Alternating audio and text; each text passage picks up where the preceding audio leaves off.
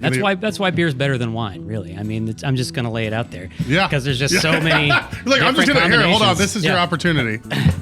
Beer's better than wine. Yeah. Better get ready, because here comes another great episode of the No Dishes Podcast. Season 6 is brought to you by Visit Bloomington. Check them out at visitbloomington.com. Play that theme song.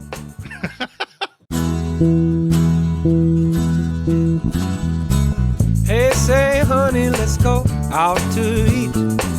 Relieve our culinary duties.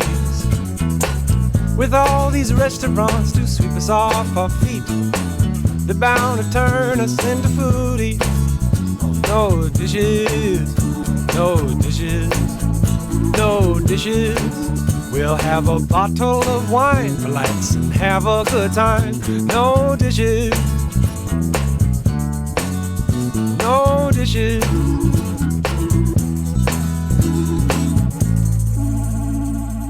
All right, this has been a long time coming. We did a short episode on Upland with Brian Hetzmanberger, my good buddy B-Het, when we did the live primetime chamber event. But we finally have a full-length Upland Brewing episode. I mean, Upland's like the quintessential local beer, I feel like, but we've got two of the best representatives you could possibly ask for. We have the head brewer, Matt Wisely, and the executive chef, Ryan Whetham. I knew I was going to screw it up. I even asked. But yeah, thanks for being here, fellas. You're welcome. Yeah, thanks for having us. Yeah. I've known both of you for a long time through different ways. I mean, Matt, we used to have a bus that I would drive around for the Upland crew that you were a part of. I was still on your phone as Jordan Bus Those Guy. Were the days. Yeah. Those were the days, for sure. The old Wild West, so to speak. And then, Ryan, we met back when you had the Rude Radish food truck that came to Food Truck Fridays a few times. And I remember, because this was before Planted, and there was no, like, vegan truck. And, like, you guys were... Even when the other trucks were slow in the middle of the day, you were getting hammered. Yeah, I was getting slammed. Yeah.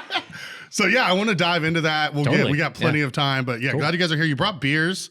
You want to go ahead and just break some stuff out now? I mean, yeah, sure. I mean, let's get right to it. This was the first time we've ever had. I've gone to grab guests and they had a full cooler, and I was like, all right, these guys are doing it right.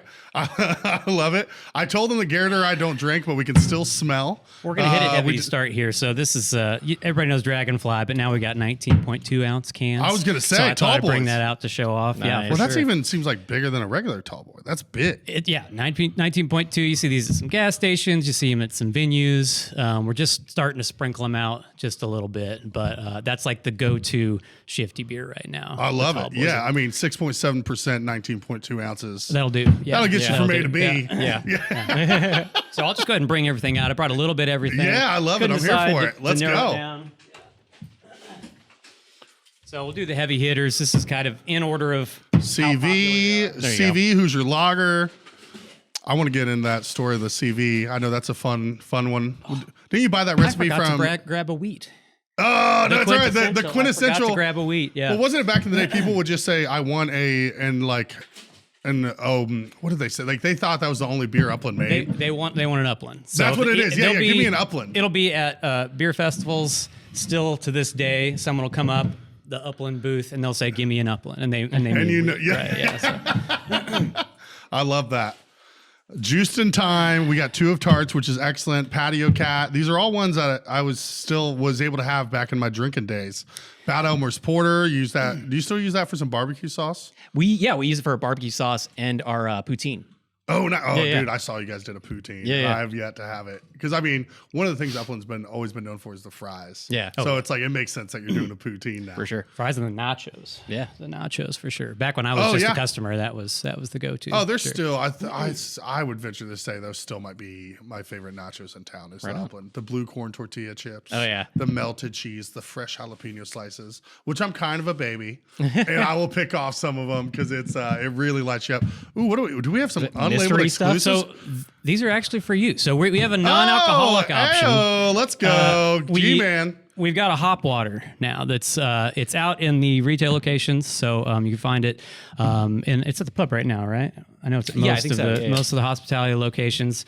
So hop water, it's essentially just sparkling water. with hop flavoring. We add lime to it as well. Ooh, that smells amazing. We're just calling it Upland Hop Water right now, but it's going to be out in cans in August. You're going to see it on the shelf in, I believe, Meijer and Kroger. It's going to be called Hop RX. Ooh, and so, okay. Some of our retail partners, they weren't looking for just another brewery's hop water. They wanted something. There's all these functional beverages, so they wanted something more. So it's hop water and, in this case, hop water and vitamin C, right? So Hop nice. RX. So it'll be in cans as Hop RX. We might just keep calling it Upland Hop Water at the retail locations. Right. We'll see. That's kind of TBD, but don't even have a label for it. But dude, that tastes phenomenal. Yeah. It's very refreshing too. It's like when normally I feel like when you add like Thank you. any flavoring. When I've had seltzers with the flavor, it's always just like it leaves you wanting. There's not enough of the flavor. This is like crisp and balanced to where I don't feel like, oh man, I wish I had more of this flavor.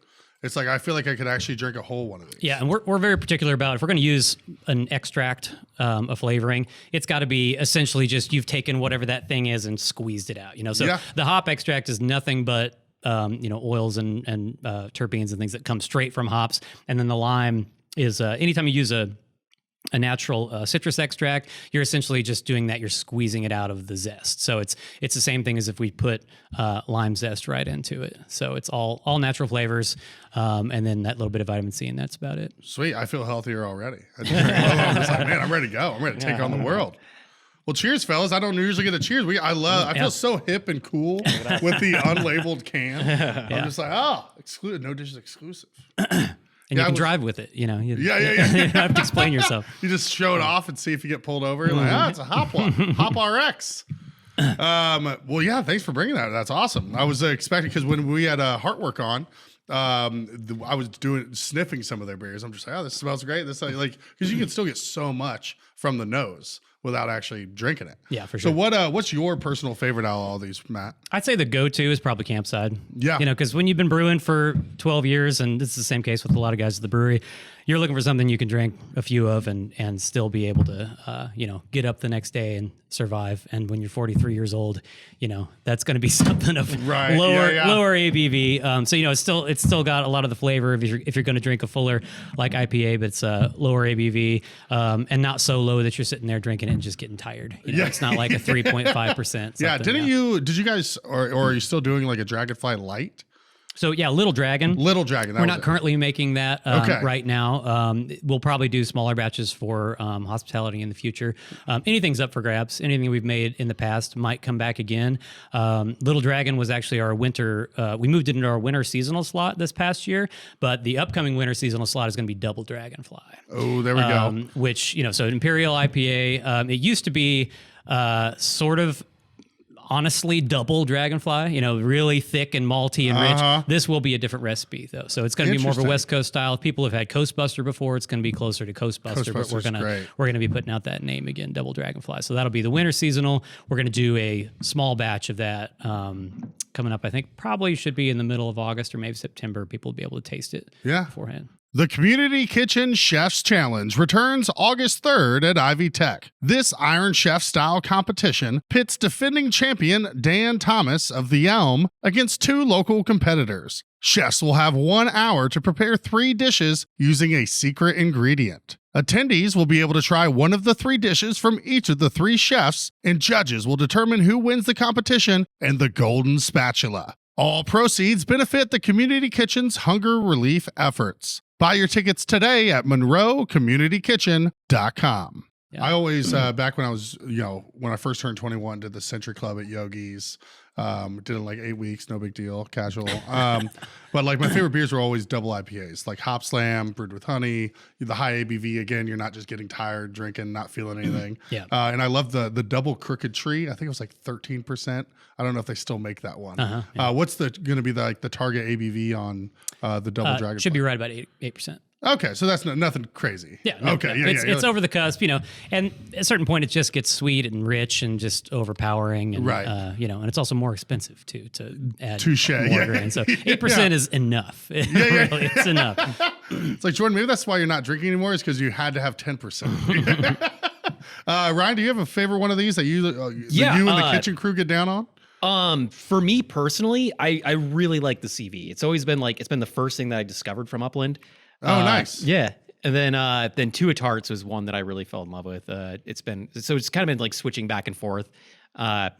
Really enjoy both of them, and it's kind of like nice to kind of get both. And same thing where it's like, I'm in the 40 range right now, and it's kind of nice to not have the lighter beer and not feel so bad much in the morning. Yeah. Well, and the CV and the Two of Tarts are both so like refreshing and easy drinking. Right. The CV, is that what? What's the tagline on it? The $1 million beer? There are many taglines over the years. So, beer with $1 million flavor is one of the original ones. CV it's a pre-prohibition lager, and this recipe, at least as close as we could get it, this is the original recipe that was, back when we purchased the rights to this brand. They were owned by a guy named Mike Rowe, who restarted the Terre Haute Brewing Company around the the turn of the century, early 2000s. I was actually going to college there at ISU at that time, and so I had some of those beers at the returned Terre Haute Brewing Company. But for whatever reason, they went out of business, or at least that part of the business. They didn't keep on brewing their own beer. It's still, I think he still owns Maugers there, which is a fantastic location in Terre Haute. If you've never been there, it's one of those original buildings that was part of the Terre Haute Brewing Company way back in its heyday. So there's, got the old timbers in there, and it's a beautiful place. But anyway, he had a recipe for Champagne Velvet in the cellar. Right. But it was kind of vague. It was like, here's your percentage of corn and here's your percentage of Pilsner. And, so we had to kind of guess. There's a lot of historical records of like how people were brewing back in the day, which it was German immigrants coming over trying to recreate the German Pilsner. But they didn't have the same malt. They had 6-row barley, and there's a lot of protein in 6-row barley, which means you get a lot of haze when you put it into your beer. So to cut that haze, they had to start using corn, which was readily available and low in protein, right? So there's 25% corn in the Champagne Velvet recipe to kind of replicate that. Was that one where like the original recipe was like cornflakes or something, and that was one of the few things that you changed? The original recipe was so. That brewery was made for producing that kind of beer. So they were brewing, lagers that utilize corn in many, many recipes, and they had the equipment to take whole corn and get into a form where they could use it. So what they needed was a cereal cooker. Corn, you can't get the starch out of corn by just throwing it into the mash with all the other grain, because starch, I'm going to get really technical. No, we already are, and I'm here for it. Starch is in these little granules inside the corn, and you've got to go through this process called gelatinization, basically just heating it, boiling it, and those granules burst, and then the starch comes into solution, and then you can use the enzymes in the grain to convert those into sugars, and da-da-da-da. So they had to boil this corn on the side and then put it into the mash. We don't have a cereal cooker. So we're using a product from Breeze, which is just whole corn that's just been rolled in these hot rollers and pre-gelatinized. So it's the entire kernel of corn.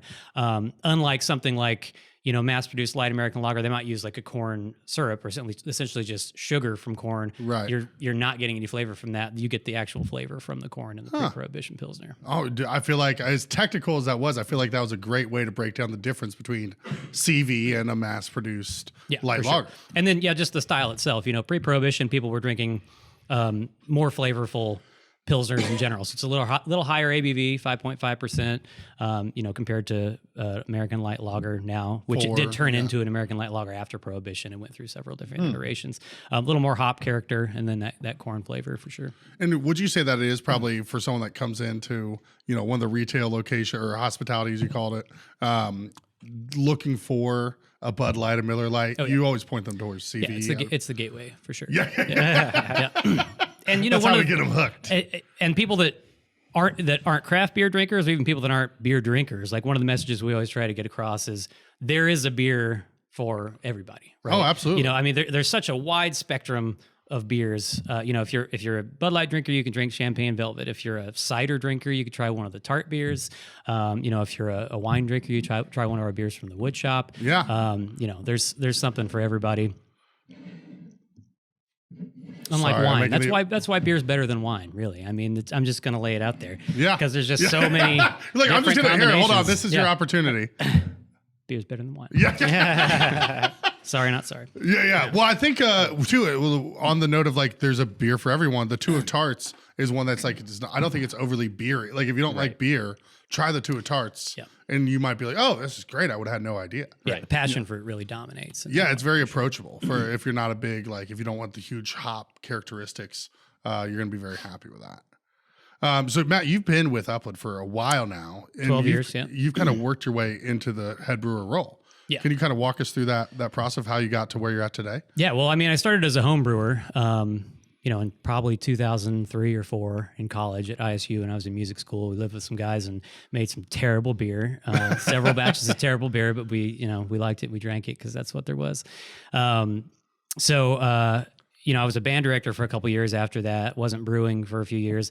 Left that job because there wasn't a lot of support from the administration, just not a good place to be at that time. And so I was just trying to look for something else to do. And I got a part-time job at Butler Winery. So nice. I just dissed wine. Butler Winery's great though. Yeah. We had Andrew Butler on too. Andrew's great. His parents great. Amy's great. But worked there with Amy at the homebrew store, as did Eli, who's our sour brewer now, Eli Trinkle. Okay, cool. Nice. So we were there for a few years, and you're sitting around in the shop waiting for people to come in and taste wine, and you're reading every book on the shelf about home brewing. You end up home brewing like every other week because you get a discount on the ingredients, and just one thing leads to another. And actually met Doug Dayhoff through a friend of mine who had done some work for him, and asked him if he had anything available. And he said you could jump in on the packaging line, start at $9 an hour, just grabbing bottles, putting them in boxes all day. And that's where it was. And there was a few of us at the time that were home brewers and kind of knew what we were doing. And so we kind of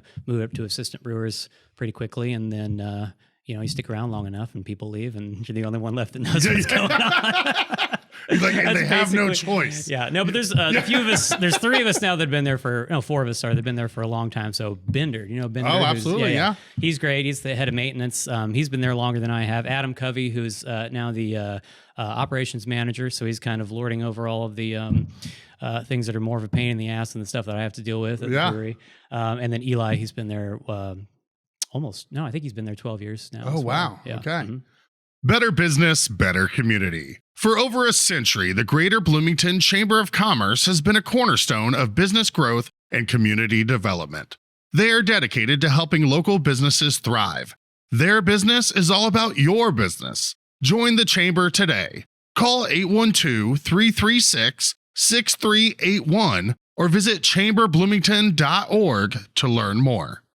When you guys have nationally recognized sour program, right? I mean, I mean, if you go outside of Indiana and you ask anybody about Upland, they probably think we're just a sour brewery. Yeah, really. I mean, we used to distribute much further than we do now, just because it's distributing sour beer to a market that's in the state of things that they are right now. You have to send salespeople out there and kind of babysit it. So, you can send beer to a distributor in another city where there might be the demand, but they're not going to prioritize it. So it's really not worth it for us to put all this effort into trying to fly all over the country and keep track of that. So we're really trying to keep it exclusive and releasing the sour beers. You can get them in other places, but for the most part, almost exclusively through our hospitality locations.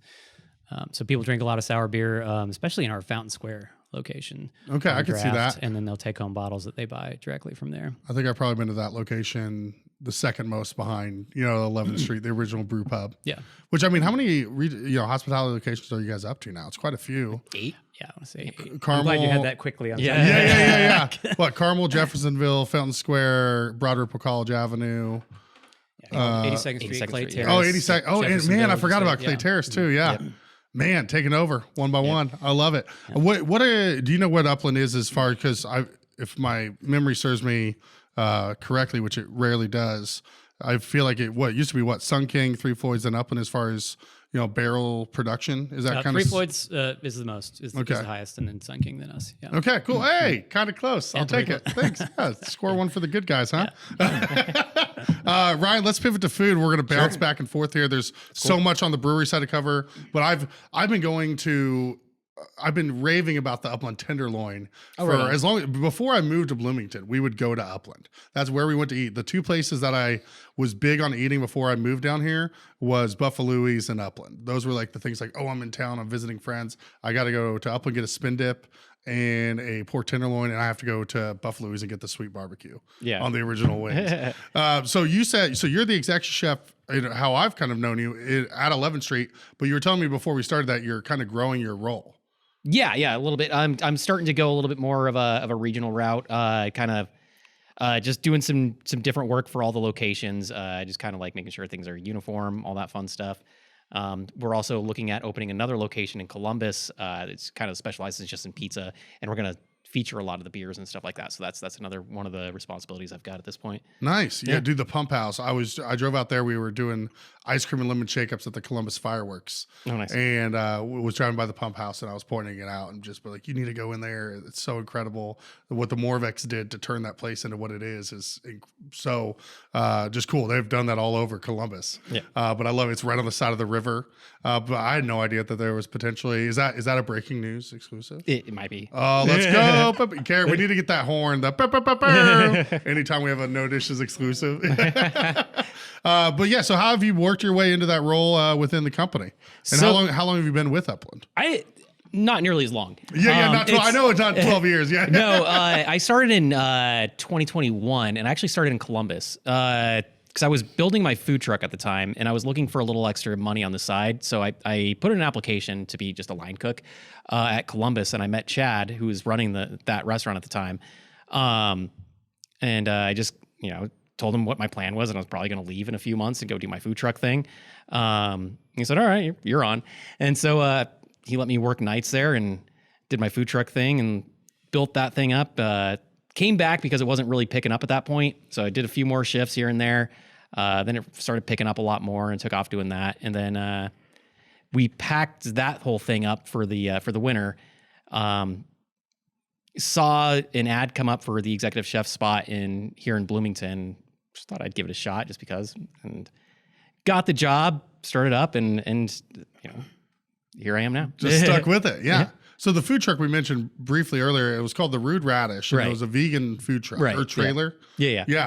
What led you to want to go that route? And then at what point were you like, okay, I'm going to stick with this exec chef thing and sell the trailer? So at that point, it was like we really wanted to add more to like the Indianapolis kind of veggie vegan scene. We wanted to bring something a little bit more fun. It's just kind of a little bit more like out there and kind of punk rock, I guess. Yeah, well, I feel like the name too. Yeah, the Rude. So like that's kind of the direction we were going, and then we decided a little bit later in the season that we kind of wanted to go to more like Bloomington, Terre Haute, the kind of Columbus more. So we started like just traveling a little bit more outside of there. Yep, and that's. Yeah, sorry. Are you vegan yourself? I consider myself plant-based. I still taste what I'm like cooking over at the brew pub. It's still part of my job. So I really just try to stay in like plant-based. Okay. Well, because that was my question, was like, that's got to be tough to obviously have a menu with a ton of meat products. But yeah, obviously you're just tasting what you need to taste. I will say, you guys keep doing these menu changes, which is great because I always love to see just changes, new things to try, things that I get excited about.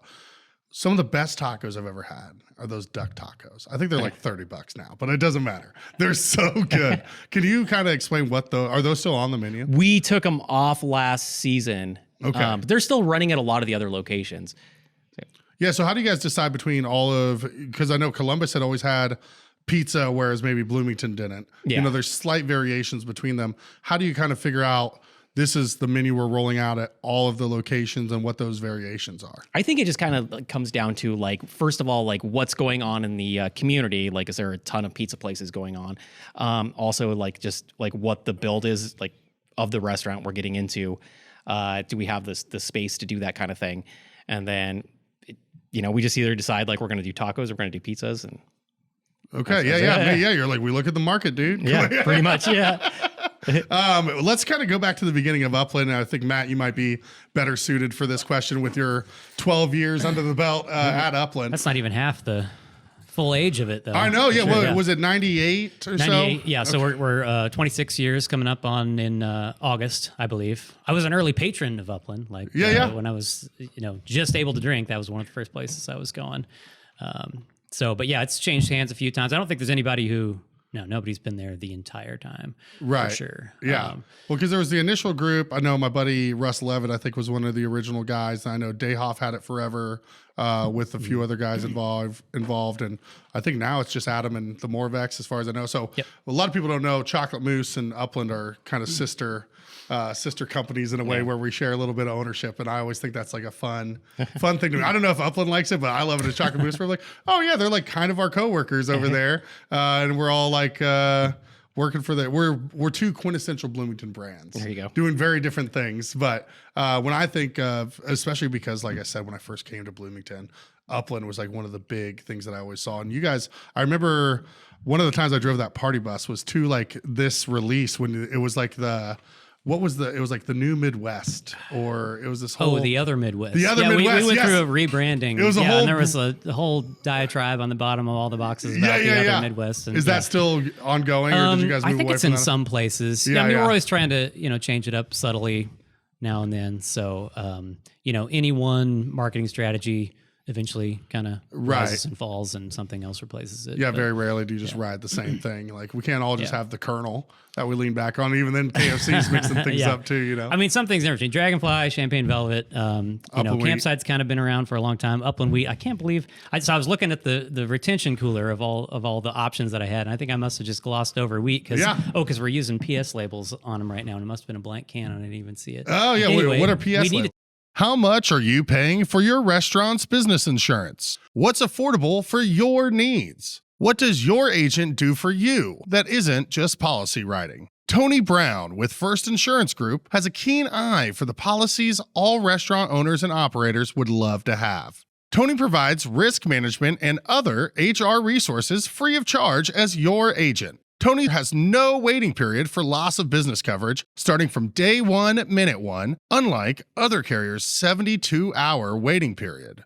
Tony has no audit for liquor liability and general liability, saving you time so you can focus on running your restaurant. And Tony's insurance carrier is the preferred vendor of choice for the Indiana Restaurant and Lodging Association. Call or text Tony Brown with First Insurance Group today, 812-327-2321. Set up a free review of your current policy and see how Tony can help you protect your largest investment, your business. 812-327-2321.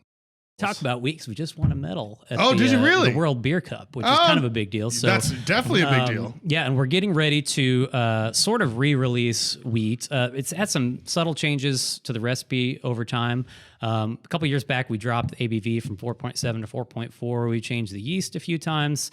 We changed some ingredients subtly, but we're going back to what's pretty much the original recipe. Okay. But it's a subtle change. And we're coming out with a new can design probably in mid to late September. People can look for that. We'll have that little we won a medal stamp on it, to kind of brag about ourselves. So bronze medal in the Belgian wit category. But is that the world? Is that in Denver? Is that where that is? Mm-hmm. Okay, cool. Well, congratulations. Mm-hmm. I had no idea. Obviously, you guys haven't pushed it too hard. You're like still holding that back, I guess, a little bit. Well, pretty recent. We put it out on social media and stuff. Yeah, well, I'm just it'll be on the can, and we got a nice little plaque, and we'll put it up probably in the pub, I suppose. Nice. Yeah. We've won a few over the years there, but it's few and far between. It's pretty pretty hard to get in there. Oh, it's tough. I mean, there's so many people competing in that. All these different varietals. Styles. Yeah. Okay. Yeah. Like we're not talking wine. Yeah. Well, I know, again, back in the early days of going to Upland, that's what you did. You got a pitcher of Upland wheat and you go sit on the patio and you got all these orange slices. And we talked about easy drinking with CV and two of tarts. Nothing is as easy drinking as an Upland wheat. You feel like you're just drinking orange juice kind of, but like in a good way. It's still beer. Yeah, and that garnish really helps at the you throw that slice in there and just on a hot day. Yeah. The worst thing is if you go somewhere they don't know to flip the keg. And then it's just like everything had settled. That's back in the day. So we've kind of solved that problem. Yeah, it was tricky. Okay. So that was part of the recipe adjustments. You got to get, I'm going to get technical again, but you got to get the right amount of protein in there. If you have not enough, you don't get much of a haze, which is appropriate for the style. And that's how it's supposed to look. It looks tasty. It looks like orange juice with that haze in there. But if you get too much protein, then all those molecules start to clump together and then they drop out like they did. So we dropped our proportion of wheat to that a little bit. And then we started centrifuging it but not too much, real fast. So we leave a lot of that in there. So now it's got just the right amount of haze and it stays pretty stable. Nice. So you can have a more consistent product no matter who's serving it. For sure. Yeah. Because you used to get those milkshakes and you used to have to flip the kegs upside down. Yeah. So whoever's packaging them, you fill the keg and then you got to flip it up onto the pallet, and you're doing that for hours in a row. And then when it's ready to serve, you flip it back. Yeah, you flip it back, and then you have to shake it if you don't pour through it too fast. Yeah, it was. Well, so it worked both ways though, because sometimes you got like the milkshake where it was all of that had settled and it was amazing, but then you got the other times where all the flavor had settled out and you're like, what the hell? So that's cool that you solved that, because I wanted to talk about that process. So I'm glad you brought that up. That's gnarly. Was that something that you did kind of under your tutelage or your time as head brewer? We're very collaborative. No, we did that a few years back, but I mean we're very collaborative. It's never been like a one man show over there. Yeah, got a lot of smart people, and we usually, when there's something like that some sort of issue that we identify something that we could do better. We sit around, we brainstorm. Every once in a while, we just kind of look at every beer and we're like, okay, if we're going to tweak it, maybe just a little bit, kind of bring it up to date, or make it just a little more bright or a little more flavorful, or do something with it, then, it's usually kind of a committee. We'll sit around and we'll taste different other beers that are similar to it, and kind of make a group decision on things like that. That wheat reformulation though actually was Zach Allgood's project, who's now at BBC.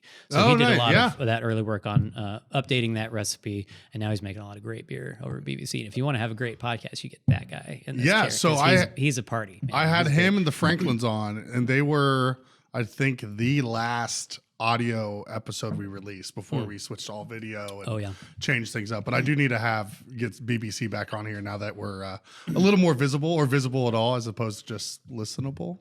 Does that make sense? Sure. I want to pivot back to food real quick, and we'll get back into the brewery game. One of the things I was talking to, so I'm friends with Patty, and Patty kind of oversees a lot of the hospitality side of Upland. Yeah. And one of the things we were talking about a few months back is a lot of people don't realize, you make jokes about Cheddar's being a scratched kitchen. It's not, fully scratched. Upland is like, you're making every dressing, you're making every sauce. It is a scratched kitchen. It's not for sure. Just Upland's got some good food. No, it's I don't know how else to say it. It's bomb ass food on top of really great beer. How do you go about executing all of that stuff made in house? Because a lot of times people lean on not having stuff in house to even just be able to pull off a large menu.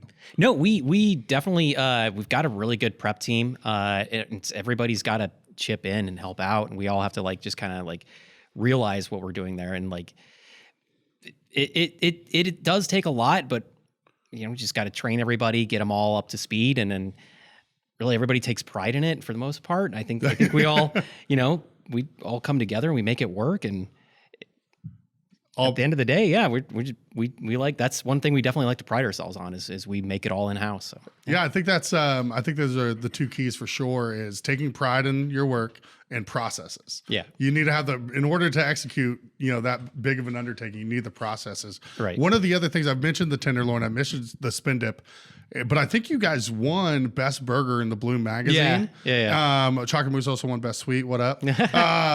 But tell me about the burger, because do you guys still use Red Fraser? We use Red Fraser. I'm sorry, Fischer Farms. Yeah, we use both. Oh, perfect. I nailed it. Yes. So yeah, we buy Red Fraser bison. Been a great product. Fischer Farms beef for all of our burgers, and it comes out really fresh, really nice, and I think it's a great patty. Both of them are. Did you guys go down there, or were you part of the group that went down there recently? I wasn't. No, there was a catering going on that I had a hang back for, but a lot of the guys came back and they had a really good time. So yeah. So what is it? I mean, you're just is there no secret sauce other than we're just getting a good quality meat? We're putting it on the grill, or season it correctly. Yeah, we're cooking it salt and pepper. Yeah, because it has a distinct flavor to me. The Upland burger has always had a distinct flavor that no other burger has. Yeah, and I don't know what that is. Maybe it's the grill itself. It could be. But no, it's we just use just the best products we possibly can. We try to make sure they're as fresh as possible, and that's pretty much it. And then you win best burger. Yeah, you're like, it's just that easy. I feel like I'm doing an infomercial. Like the old Ronco, set it and forget it. Well, congrats on the win. That's huge. I mean, because Bloom Magazine, we had Malcolm and Cassandra from Bloom on here. We've got, what up? Oh, I could have just opened it. Oh, there you go. There it is. We'll find best burger. But they were talking about how they wanted they wanted votes from locals. They didn't want like students voting. They wanted, and that's what they focused their readership on, is people that live in Bloomington, that know Bloomington. Well, look at that hamburger. Number one, Upland's Bloomington Brew Pub. Oh, yeah. Well deserved, because it's man. And then you do what are the variations? What's the one with the like the sweet plum? Yeah, just sweet plum burger. Yeah. Oh. There's like a cheese that comes on that too. Isn't it a little Gouda. different? There it is. Yep. A little Gouda, a little sweet plum. Is it like spinach, something like that? Arugula. Yep. Arugula. Yep. I'm sorry. I like to just get myself peppery worked goodness. up and get hungry. Yeah, no, you're if good. You can't tell. And then we were talking about the poutine. Yeah. Are you guys just doing a house gravy on that? Or? Yeah, so we make it in house, and we sell it two ways. So we sell it with our house smoked brisket, or we sell it with Impossible meat. So like in the gravy base, we use Bad Elmer's for, and we have a little bit of we use a veggie base to kind of like make it. But the Bad Elmer's really kind of gives it that like more hearty kind of flavor, without sacrificing, so we can substitute a beef base that way. You know what I mean? That way, like we have a nice strong base with the beer, and it works for both applications. Put it over the fries. It's pretty good stuff. Yeah. Well, I love, obviously, when you're a brew pub, incorporating your brews into the food in different recipes and different ways. We try to do that with soups, as much stuff as possible. Yeah. One of the things that I was so surprised, this was a few months ago. I forget who was working. They were like, dude, you got to try the tofu salad, but add salmon. And so I thought I was subbing salmon, but I was adding salmon. I still got the tofu. Oh, yeah. There used to be a loophole back in the day where you could add a brat for $3. Really? To anything. So you would get like macaroni and cheese, add a brat. You get a brat, you'd add another brat on top of that brat. So it was just like the $3 brat. Two brats for $6. Yeah, we need Matt. We'll have you back for just menu hacks of the Upland. There we go. The old secret menu. For many years, some of your favorite restaurants here in Bloomington have relied on Fischer Farms for local, natural, and sustainable beef, pork, and more. Fischer Farms products have no artificial preservatives and no residual antibiotics or growth hormones. Next time you're dining out, be sure to ask if your favorite restaurant features Fischer Farms. Premium, natural, local, fresh, delicious. Learn more about Fischer Farms at fisherfarmsin.com. But you guys what is the preparation you're doing on that tofu that makes it better than any tofu I've ever had in my life? Now, granted, I've not had a lot of tofu, but any tofu I've had, that blew it out of the water. No, it's super flavorful. And we'll just take just regular tofu, and we'll just blend it down, put a ton of spices in there, mix it up with some mushrooms, stuff like that. Blend it all down. We bake it up. It comes up, then we cut it up into that nice little uniform triangles, and fry it to order. And it's very unique. Yeah. Absolutely. Yeah. It's so it's really, again, just full of flavor. Because normally I feel like when people, especially meat eaters, think of tofu, they're like, doesn't have that much flavor. No, I'm telling you, go try the Upland tofu and then come talk to me. It'll convert you. Yeah, the Thai tofu is my go-to. Oh, Thai tofu. I'm not a vegetarian either. That's what I go for. Yeah. So Matt, where you talked about being with Upland for 12 years, kind of your start there. Let's go way to the back. Where are you from originally? And did you have any kind of restaurant experience before you got into the home brewing in Upland?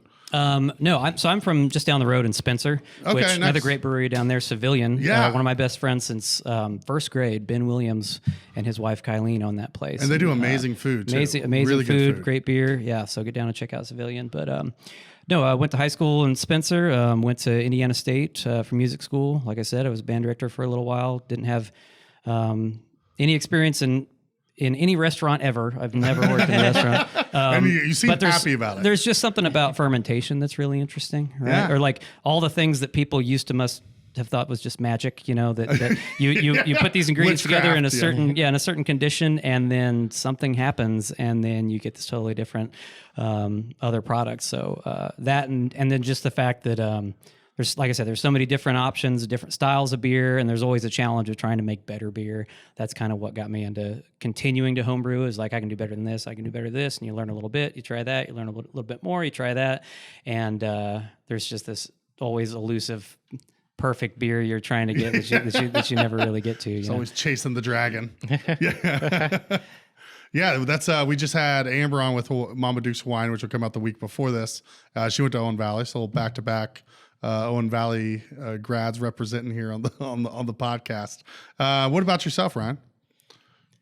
As far as where you're originally from. Oh, so I'm from Colorado, and yeah, I grew up out there. Started working at a country club in my hometown, and worked my way up there for about 10 years. Got kind of like a junior sous chef role there, and that was kind of like my first little thing there, and kind of moved around a little bit more there. Kind of worked at a few different restaurants. Kind of worked my way up the ladder a little bit more. Landed a first executive chef job out there, like a little Italian restaurant. Eventually met my wife out in Sterling, Colorado. It's kind of a little town out there. Met her. She's from Indiana, so we decided to come back to Indiana and get married. And soon after I moved up here, I actually went to a liquor store. I was looking for something to replace the Blue Paddle that I used to drink from New Belgium. And then I came across Champagne Velvet, and I really liked it. And it's kind of like, that was kind of like the first little mark for Upland for me. And I was like, I like this company. I went and looked them up and looked up all their beers and stuff. And so most people know New Belgium for the Fat Tire. Right. What, is the Blue Paddle, I'm assuming, a lager? Blue Paddle is Pilsner. Okay. Yep. Yep. So that's kind of where I went there. And then worked around a little bit in Indianapolis, worked at a couple catering places. I was working at Indie Fresh Catering right before I did the food truck thing. And that's about the time I met Chad. And here we are. Yeah. Yeah. I know one of the big beers that we haven't even talked about yet is TBK. And you guys do so many variations of it. Matt, can you kind of tell us about what Teddy Bear Kisses is and all these new variations you guys have done more recently, I feel like? Yeah, so I mean, Teddy Bear Kisses is probably the highest ABV beer that we do on the regular. It's a seasonal beer, but you can find it in some places year round. We make a big slug of it to come out right at the end of October, beginning of November, and we sell it kind of through the winter season. So it's an imperial stout, so it's big in every way. It's got a lot of chocolate flavor. It actually has cocoa nibs and a little bit of chocolate extract in it. It's got a combination of all sorts of different specialty malts. So you got a blend of different caramel malts in there. We got two different sort of shades of chocolate malt, and it's just about as much grain as we could possibly fit in our mash tun. Like when you go in there, we're brewing it, it is like literally coming up over the rim. It's just the surface tension keeping it in there. So we do a regular Teddy Bear Kisses, which is just, we brew it, cocoa nibs, chocolate, let it age for a little while, package it, it's good to go. And then we do variants, and all the variants are barrel aged. So that barrel aging is usually around about 9 months in the barrel. And barrels are becoming incredibly hard to find. So really? Bourbon barrels, there's a huge demand for, so, if you're getting Japanese whiskey, or if you're getting Irish whiskey or Scotch, you're drinking whiskey that's been put into a second use bourbon barrel. So they're putting bourbon in fresh barrels that are, fresh, and then they're charred, and they put the bourbon in there and ages for, at least 4 years or something like that. And then they don't use it again in bourbon. So they're shipping it overseas, and then you get this sort of a milder extraction from that barrel and these other products. So the demand for these foreign whiskeys has just gone through the roof. And so many of these barrels are just leaving the country.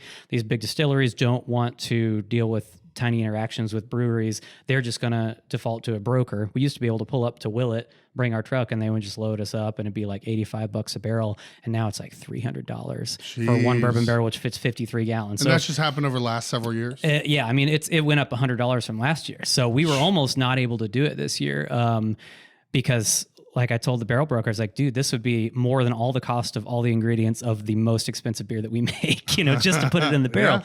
But we're partnering with Moondrops Distillery up north. What's the town? Can't remember, but they're up around the Fishers area, kind of between Fishers and between Fishers and Greenfield. Fortville, nice. Fortville, yes, right, yeah. I almost said it. I thought I was wrong. So those guys wanted to partner with us. They were generous enough to give us barrels. They just wanted us to put their name on things. That's smart. Honestly, making some good whiskey up there. The barrels are a little bit different than what we've used before because they're head drilled barrels. So you got to set them up on end, which means the heads can dry out. So we had to wax them and everything. And they seem to be doing just fine. And I expect it to taste as good as it ever has because, it's really the wood that you're after. All these different types of whiskey try to market themselves as one thing or another, but you could have like the same barrel warehouse putting out like 75 different products, and they just stamp another thing on it, and they decide that this is more expensive for whatever arbitrary reason. But it's really what you pull out of the wood. That, it's all coming out of Lawrenceburg. It's all a lot of it is, which it's good. That's really good, a really good base. It's course. Clean. Yeah, it's great. Mm-hmm. So anyway, I'm kind of off on a tangent here with You're the barrels, great. but we take the barrel-aged stock of Teddy Bear Kisses, and then we do different things with it. So, last year we broke it down into just 3 variants. We had hazelnut, we had the barrel-aged version, and then, maybe it was only those 2. I think it was only those 2. But we've done mint in the past. We've done orange zest, so kind of like those orange chocolate things that you get at Christmas and you smash to break open. We've done s'mores, which has its own recipe variation. I love s'mores everything. Yeah, that's also a Zach Allgood. Okay, he used to be the kind of the barrel wrangler, so he was responsible for a lot of these variations. We're still undecided on what we're going to do this year for the variants. Have you ever done like a maple? We haven't done a maple. So like I said, we like to be really careful with our extracts, and it's hard to get a good maple extract that's like real maple. Right. It's some other blend of usually artificial flavors that, or some substitute that's not quite maple. So we don't want to just put an artificial something in there and say that's what it is. So, we choose those things carefully. So TBD on this year's variants, but you can rest assured there will be a barrel-aged version at the very least. Yeah. The No Dishes podcast is brought to you by visitbloomington.com. VisitBloomington.com is the best resource for restaurant and culinary information, special events, fun activities, places to stay, and more in our area. We share a similar mission here on the No Dishes podcast of highlighting local businesses and the people who make our community unique. We can't thank them enough for hopping on board. Check them out at visitbloomington.com to easily plan your next meal, visit, or night out on the town. What are some of the other seasonals that you guys are doing? I know you mentioned the Coastbuster in the past and doing the light Little Dragonfly. Yeah, so I mean, we have various different levels of, we have the beers that we produce all year long. You get Dragonfly, Champagne, Velvet, Wheat, all that stuff.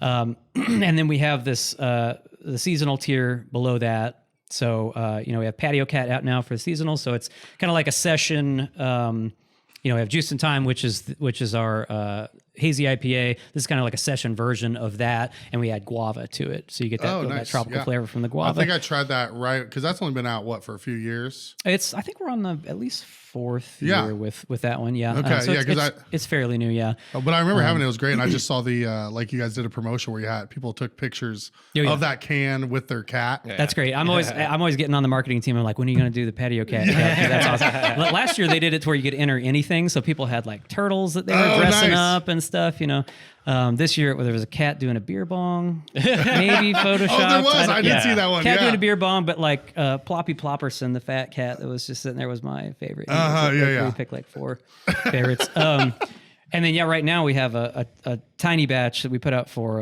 4th of July, Porch Pup, kind of the little buddy of Patio Cat. So that's a light lager. People can get that right now. We're probly almost out of it, actually. Called Porch Patty Pup? was saying today, Porch Pup. Yeah. Okay, like a Big Red or just in the store. Just in the restaurants. Okay. Yeah. So we have the seasonal tier. Patio Cat turns to Oktoberfest late August, September. Oktoberfest is going to turn into Double Dragonfly, and then we're going to go back to Patio Cat again in the spring. And then below that tier, we have what we call the Side Trail series, which is like when we brew one big batch or one regular size batch at our main production facility. So it's a big batch in that it's 37 and a half barrels. Times 2, that's how many kegs you get out of it, how many half barrel kegs. So that will satisfy the hospitality locations for a month, 6 weeks or something like that. And then we have a pilot system at our Fountain Square location in Indianapolis, and we can brew a 7-barrel batch there. So just 14 kegs, and that'll turn through hospitality in a couple weeks. So we're typically doing like 2 new beers a month out of there. So a lot of rotation, a lot of different tiers to go through. We're trying to always have something new, at least at the hospitality locations. If it's so much harder to get something on the shelf, it's a huge year-long process. You're not able to kind of play around as much. If you're like Dan at Heartworks, then everybody's kind of envious of that kind of brewer because he gets to brew classic styles. And just kind of you can have a quad that can be on tap for 3 months, and who cares because people are drinking your Pilsner. But if we want to put something in a can, we got to be pretty sure that it's going to be pretty popular. or at least want to place that bet on it. But we get to play around with the 7-barrel system. Yeah, well, it sounds like you have a good balance of like, hey, we've got these are the heavy hitters. We know these are going to sell, but you're still getting to play around. And like, I'm sure as a brewer and as a chef, yeah, you want to be able to express yourself, be creative. Like that's part of what goes into being really good at those respective positions. For sure. And you kind of answered my question. I was going to say, does all the brewing happening, because obviously the main brewery is over on Profile Parkway, and you have the tasting room over there, which just reopened. Yes. Yeah. You can go there Wednesday, Thursday, Friday. It opens at 3, and then Saturday, Sunday, I think it opens at noon.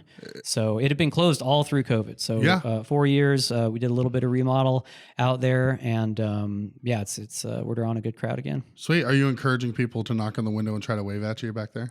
Well, they wouldn't wave at me. I'm stuck in a cave upstairs most of the time on the computer, so they wave at somebody probably having their lunch usually. Yeah. And then all the sours are at 11th Street in the wood shop. Yeah, and that's pretty much a one-man show. That's an Eli Trinkle show. Okay. So he's actually part-time right now because he had a second kid, so he's doing a lot of daddy duty for sure. But we can kind of absorb that because, let's say we don't produce a whole lot of fresh sour beer. It takes a year. We kind of brew, and then it kind of sits, and then we package it maybe once a month or so, and most of it goes through the hospitality locations. Sweet. Yeah, that seems like it works out pretty well. Yep. Yeah. Mm-hmm. And then you just have the little bit of Fountain Square. Yep. Mm-hmm. And we're staffing that from Bloomington. So really, okay. We're sending up our main guy for Fountain Square, Clay Stevenbergen. He's been with us for a couple years, so he's doing most of the brewing. He just has to take somebody else with him to brew, but that's a day to brew, a day to transfer, a day to package, and somebody's got to drive up from Bloomington for that. So it's kind of hard to manage, but we keep up with about 2 fresh brews a month up there. Awesome. Ryan, I know you guys were talking about seasonals on the beer side. You guys do a pretty good job of rotating in different food specials. What's that process like coming up with those, and what are kind of your current specials now? Oh, specials? So right now, all we're really doing for specials is kind of like doing our side trail burger. We are going to try to like do a little bit more. We're talking about doing like a tempura special where we just kind of like randomly just take different vegetables, stuff like that. We're thinking about... actually think about using some of this hop waters as like kind of the counter or to kind of help the little more crispiness of it and still kind of use an Upland product. So like that's just kind of like as far as specials go, and we're getting more into it, really just kind of comes down to like what do we have in house, and like what's going on in season, what's fun.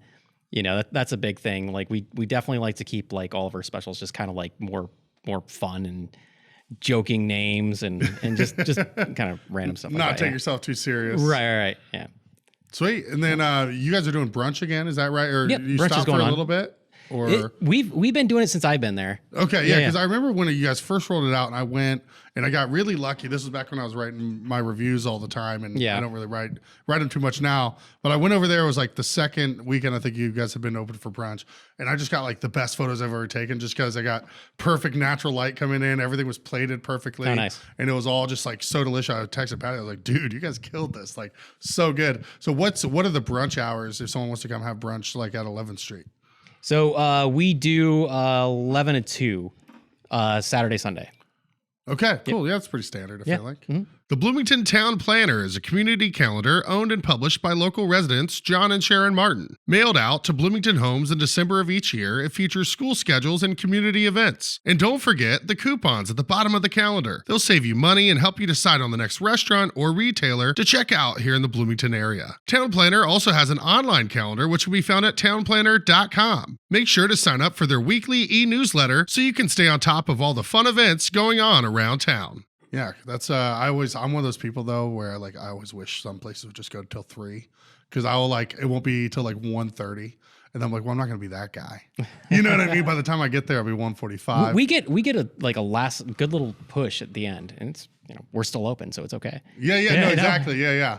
Okay, so you're saying don't feel guilty if I come at 1:50 not at all. and order brunch? No, come on in. Okay, thank you. This is I was already having a great time. Yeah, but this has all been fantastic.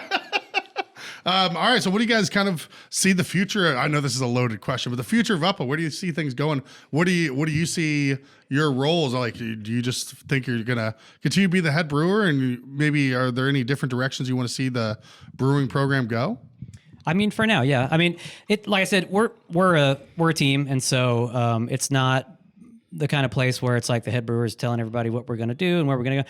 I have no idea where we're going to go because we talk about it all the time. We decide to go this way for a little while. We decide to go this way for a little while. We got a marketing team. We got a lot of people involved that are a lot of interest. So I really wouldn't want to predict. We want to just keep on making great beer. Keep on trying to increase our quality. Keep on trying to, like I said, tweak our existing beers to make them even better and better. And just hang on for dear life. Well, yeah, I mean, it sounds like you're doing a great job. You're like, again, you're just the wheat's the perfect example. It's like, hey, this is a tried and true beer that people love, but like, hey, it has this one little problem. How can we solve that problem but still stay true to its roots? What's it been like over 12 years? Upland, I've seen it, has grown a ton. Do you feel like the essence of Upland is kind of there? Do you feel like you have more marketing people, maybe more people that things bounce around and maybe isn't quite as fluid as like, oh, just two people are making a decision. There's more levels to go through. It's changed quite a bit in some ways, and it's always the same in others. My perspective has changed certainly. Because you're just going from one side and flipping to the other, and all of a sudden you're the old guy, and like all these younger, you have to now you're responsible for people instead of just trying to do your own thing, and so it's really hard to say how much just my perspective has changed versus how much the company has changed. But, we've gone through a couple presidents and, like I say, most of the ownership ownership's kind of distilled down to just Ryan and Adam. So, things have changed, but as far as just the production of beer, like day to day, we're coming in, we're just doing the same thing, making it better, doing the same thing, making it better. Sweet. We'll keep it up, man. You guys are crushing it. We've shown some love to, we mentioned Dan at Heartwork. We mentioned Zach over at Bloomington Brewing Company. I want to use this last little bit before we let you guys go about other restaurants you like, maybe other specific beers and brews that you like, maybe not even in Bloomington. Like if you had to drink a local beer, what's your go-to local beer that's not Upland? Like specific style? Let's see. I mean, I'd probably say Allgood's Empire Lager is the go-to. VPC. Yeah, is it just Empire called Empire Lager? Yeah. Oh, yeah. It's like a Helles. As soon as I said that, I remember seeing like the actual like design for it because it has a really cool. Yeah, I think it's related to the limestone from the Empire State Building. Mm-hmm. Yeah. That'd probably be my go-to. Cool. I do like the strawberry blonde from can't think of Big Woods like. Oh yeah, because they have their 6 foot blonde, and they that's what it is. They have the strawberry version of it. Yeah, I like that one quite a bit. So wait, what about do you eat over at Big Woods very much, or any other? No, not too often. I do like in Bloomington. I do frequent the Owlery, just being plant based and all that fun stuff. Yeah. Have you tried Planted yet? The food truck? I have not. I've been wanting to run into them. I just haven't really. The stars haven't aligned yet. So okay, well, hit me up on a Friday. Okay. I'll grab you Planted and I'll bring it and I'll trade it. For all right, sounds something. good. Matt, when you're dining out, what are the go-tos, bud? Well, I mean, my philosophy generally is more dishes, so I'm doing a lot of cooking at home for the most part. The opposite of the right. But I wish I could say Irish Lion. Dude, that's 2 in a row. Amber just said the same thing. That would have been the top. There's a lot of great places. Lately, the name escapes me. Who's Your Soulmate? Yeah. Just recently discovered that place. That's so fantastic. Good. Yeah, the bulgogi dogs. Bulgogi anything. Yeah. Yeah. Well, they got these hot dogs. They put their beef bulgogi on it, and it's like $4, $5. It's like cheap and their little kimchi samplers, different kinds. I make kimchi at home, but it's just a pale comparison to the real stuff. Oh, the real deal. Yeah, they Who's Your Soulmate's great. They don't get shown nearly as much love as they deserve. And I got to mention Chef's Table because they hook us up. They're right around the corner from Profile, and just fantastic. You get a sandwich that is just taller than it is wide, and it'll last you for like 3 meals. And and they're just good people, and they've catered. Meeting we had over there gave us a great deal for it, and we people are from the brewery are eating there probably 3 times a week at least. So, if I worked over at Profile, at least 3 times. I mean, it's only that and Carson's Barbecue, which is also great, are like the only 2 local places on that side of town. Everything else is all chains, which don't get me wrong, I get O'Charlie's here or there, but Clark and Tiffany are just such great people and make such great food, and they're always running specials, which is always nice, where it's just like, ooh, like something different, something fun to try. They did a pop-up dinner at the One World Kitchen Share that I went to recently, and they did like a what was it, a scallop and lobster like risotto. They did this like duck breast, did like some citrus goat cheese salad with champagne vinaigrette. And then Tiffany's an amazing baker. I love their story because they met in culinary school, and like he's a chef, she's a baker. It's like match made in heaven. And they did this like bourbon apple cheesecake. Nice. That was absolutely phenomenal. Cool. Well, thank you guys so much for coming on. I mean, I feel like Upland, I've never worked for Upland, but I feel like I have. It's weird. I've always had so many friends that have worked at Upland. It's one of those places you walk in, there's always so many familiar faces. And you guys, I mean, it's a long-standing brand that has a great reputation, and it seems like it couldn't really be in better hands than it is with you guys. So thanks a lot, man. Appreciate it. Yeah. Cheers, fellas. Thanks. Thank you. What another great episode. Thanks so much for tuning in. Also, thanks to our Season 6 presenting sponsor, Visit Bloomington. Check them out at visitbloomington.com. We'll see you soon. In the meantime, keep those hands dry. This episode of the No Dishes Podcast was recorded, edited, and produced by Garrett Portinga of Green Hat Media in beautiful downtown Bloomington, Indiana. No dishes.